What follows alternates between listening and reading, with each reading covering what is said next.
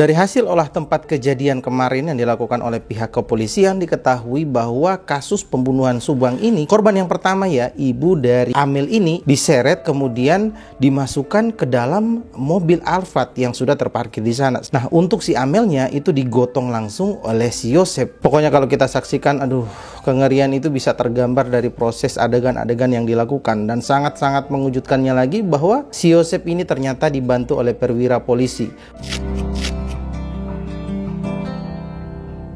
Halo teman-teman semuanya, aku Zakir dan selamat datang di Muzakir Official. Oke, kasus pembunuhan Subang ya. Nah, ketika saya melihat kemarin ya, rekonstruksi dari kasus pembunuhannya ataupun reka ulang dari adegan-adegan yang dilakukan, itu terlihat bahwa si Danu dan si Yosep ini untuk korban pertama itu diseret ya teman-teman. Waduh, diseret kemudian dimasukin ke dalam mobil Alphard.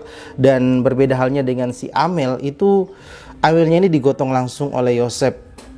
Dan yang menjadi pertanyaannya ya gini ya teman-teman, kok bisa ya si Yosep ketika telah melakukan kejadian itu di 2 tahun lalu, dengan datarnya dan dengan polosnya dia masih bisa beranggapan bahwa anak sama istri saya ini korban pembunuhan, dan menggambarkan seakan-akan bukan dia pelakunya. Waduh, pokoknya wah, nggak ada kata-kata lain lagi ya yang bisa disampaikan kepada si Yosep ini ya teman-teman.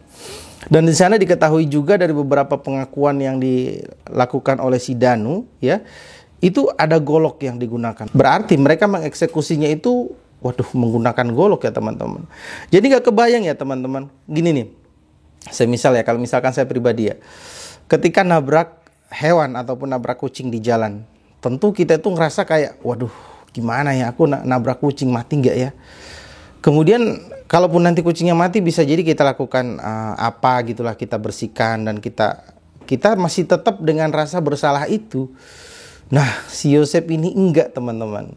Jadi jiwanya itu seakan-akan tenang ya. Kemudian dari rekonstruksi kemarin juga diketahui beberapa kejadian dan kemungkinan dari korban-korbannya ini itu akan bertambah.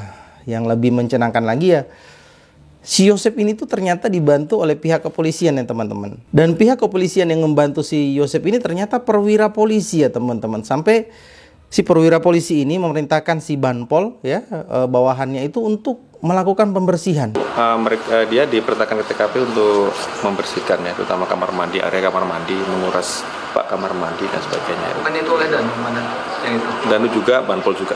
Itu benar perintah dari perwira polisian dari Subang itu membersihkan. Nah ini yang kita dalami hari ini, kita periksa semua hari ini, kita minta keterangan hari ini supaya kita lebih jelas lagi nanti keterangan. Termasuk adanya dugaan pemberian uang dari tersangka dan kepada salah satu anggota polisi.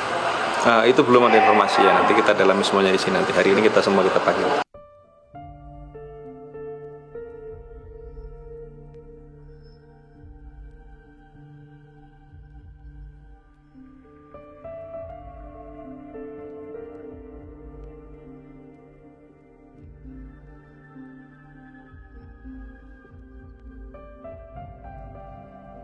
Yang ironis itu ya teman-teman, sebenarnya sih kalau kita lihat ya, kasus pembunuhannya si Yosep ini terbilang ya kasus pembunuhan ya biasa aja ya teman-teman. Kayak ya udah kasus pembunuhan ya biasa aja. Nah yang menjadi luar biasa itu adalah cara dia untuk mengelabuhi proses penyidikan dan cara dia untuk ngebuat skenario seakan-akan dia itu nggak bersalah. Ya sama kayak kasus polisi kemarin ya, si inisial S yang katanya mau dihukum mati tapi malah nggak jadi dong dihukum mati. Dan skenario itu sebenarnya kalau si Yosep ya, kalau saya pribadi ngelihat ya, kalau misalkan ini si Yosep sendiri ya, kemungkinan seorang Yosep itu nggak akan sepintar itu dan nggak akan selihai itu untuk ngebuat sebuah skenario yang rapi, yang tersusun rapi, yang seakan-akan dia itu nggak salah.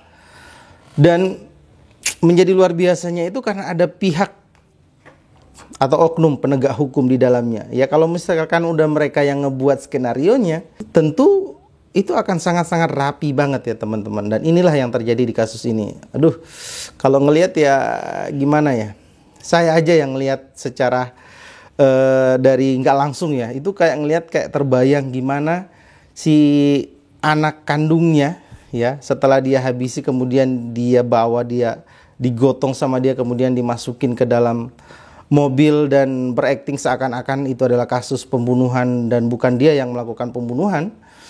Wah, itu nggak kebayang ya teman-teman.